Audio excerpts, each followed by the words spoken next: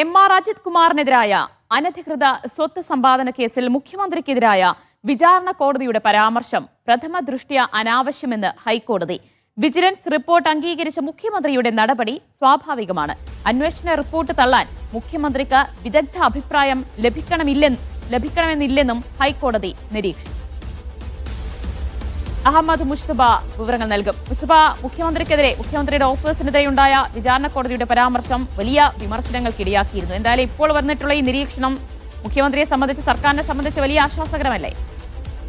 ദിവ്യ സൂചിപ്പിച്ചതുപോലെ സർക്കാരിനെ സംബന്ധിച്ച് ഏറെ ആശ്വാസകരമായ ഒരു പരാമർശമാണ് ഇപ്പോൾ, ഒരു നിരീക്ഷണമാണ് ഇപ്പോൾ ഹൈക്കോടതിയുടെ ഭാഗത്തു നിന്ന് ഉണ്ടായിരിക്കുന്നത്. പ്രത്യേകിച്ച് തിരുവനന്തപുരം വിജിലൻസ് കോടതിയുടെ നടപടി, അതിൽ എം.ആർ. അജിത് കുമാറിന് ക്ലീൻ ചിറ്റ് നൽകിയ നടപടിയിലാണ് ആ റിപ്പോർട്ട് നടപടി തള്ളിക്കൊണ്ടാണ് പിന്നീട് ആ വിഷയത്തിൽ മുഖ്യമന്ത്രിയുടെ ഓഫീസിനെ ഉൾപ്പെടെ മുഖ്യമന്ത്രിയുടെ പേരുൾപ്പെടെ പരാമർശിച്ചുകൊണ്ടുള്ള റിപ്പോർട്ട് ഉണ്ടായിരുന്നത്. അതിനകത്ത് അജിത് കുമാർ പിന്നീട് ഹൈക്കോടതിയെ സമീപിക്കുകയും വിജിലൻസ് കോടതിയുടെ നടപടിക്കെതിരെ അപ്പീൽ പോവുകയും ചെയ്തു. അതിന്റെ വിശദമായ വാദമാണ് ഇന്ന് ഹൈക്കോടതിയിൽ നടന്നത്. ആ അജിത് കുമാറിന്റെ വാദത്തിലും അതോടൊപ്പം തന്നെ എതിർകക്ഷിയായിട്ടുള്ള നാഗരാജ്, അദ്ദേഹമാണ് ADGPക്കെതിരെയുള്ള പരാതിക്കാരൻ. ഒപ്പം തന്നെ PV അൻവർ MLA, അവരും ഈ കേസിൽ കക്ഷി ചേർന്നിരുന്നു.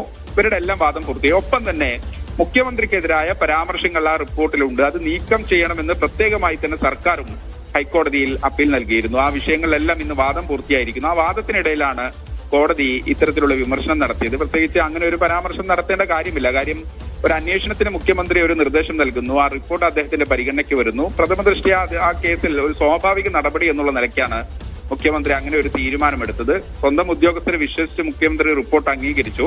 ആ റിപ്പോർട്ട് തള്ളാൻ മുഖ്യമന്ത്രിക്ക് ഒരുപക്ഷെ വിദഗ്ധ അഭിപ്രായം ഉണ്ടാകണമെന്നില്ല. അന്വേഷണത്തിന് നിർദ്ദേശം നൽകിയ മുഖ്യമന്ത്രിയുടെ നടപടി വളരെ സാധാരണമാണ് എന്നുകൂടി ഹൈക്കോടതി ജസ്റ്റിസ് എ മുസ്തഫ, ഇതുവരെയുള്ള ഹർജിക്കാരുടെ വാദവും കോടതിയുടെ നിരീക്ഷണവും എതിർകക്ഷികളുടെ വാദവും ഒക്കെ കഴിയുമ്പോൾ ഈ കോടതി നിരീക്ഷണങ്ങളൊക്കെ വെച്ച് നോക്കുമ്പോൾ ആർക്ക് അനുകൂലമാകാനാണ് സാധ്യതയുള്ളത്? ഏറെക്കുറെ എല്ലാ കക്ഷികളുടെയും വാദം പൂർത്തിയായി കഴിഞ്ഞിരിക്കുന്നു. ജസ്റ്റിസ് എ ബദറുദ്ദീൻ ഇന്ന് ഇത് വിധി പറയാൻ മാറ്റിയിരിക്കുന്നു. അതിൽ എതിർകക്ഷി നേരത്തെ സൂചിപ്പിച്ചതുപോലെ നാഗരാജിന്റെയും PV അൻവറിന്റെയും സർക്കാരിന്റെയും വാദം പൂർത്തിയായിട്ടുണ്ട്. ഇനി ADGP എം.ആർ. അജിത് കുമാറിന്റെ വാദമാണ് വളരെ വിശദമായി തന്നെ കേട്ടത്. ജസ്റ്റിസ് എ ബദറുദ്ദീൻ അധ്യക്ഷനായ സിംഗിൾ ബെഞ്ച് മറ്റൊരു ദിവസം ഈ കേസിൽ വിധി പറയാൻ മാറ്റുകയും ചെയ്തിട്ടുണ്ട്. പക്ഷേ പ്രഥമ ദൃഷ്ട്യാ നമുക്ക് മനസ്സിലാകുന്നു, പ്രത്യേകിച്ച് ഈ കോടതി ഈ കോഗ്നിസബിൾ ഒഫൻസ് ആണോ, തിരുവനന്തപുരം വിജിലൻസ് കോടതിക്ക് ഈ ഇത്തരത്തിലുള്ള ഒരു തീരുമാനം എടുക്കാൻ കഴിയില്ല എന്നതുൾപ്പെടെയുള്ള പരാമർശങ്ങൾ നടത്തിയിട്ടുണ്ട്. അങ്ങനെയെങ്കിൽ ഒരു പക്ഷേ നേരത്തെ തന്നെ എം.ആർ. അജിത് കുമാറിനെതിരായ നടപടി ഹൈക്കോടതി തള്ളിയിരുന്നു, സ്റ്റേ ചെയ്തിരുന്നു. അതിനനുസരിച്ചാണ് ഇപ്പോൾ ഇന്ററിം ഓർഡർ എക്സ്റ്റെൻഡ് ചെയ്തുകൊണ്ടിരിക്കുന്നത്. ഇടക്കാല ഉത്തരവ് നീട്ടിക്കൊണ്ടുപോവുകയാണ്. ഇതിൽ അന്തിമ വിധി വരുന്നത് വരെ ആ ഇടക്കാല ഉത്തരവ് തുടരുകയും ചെയ്യും.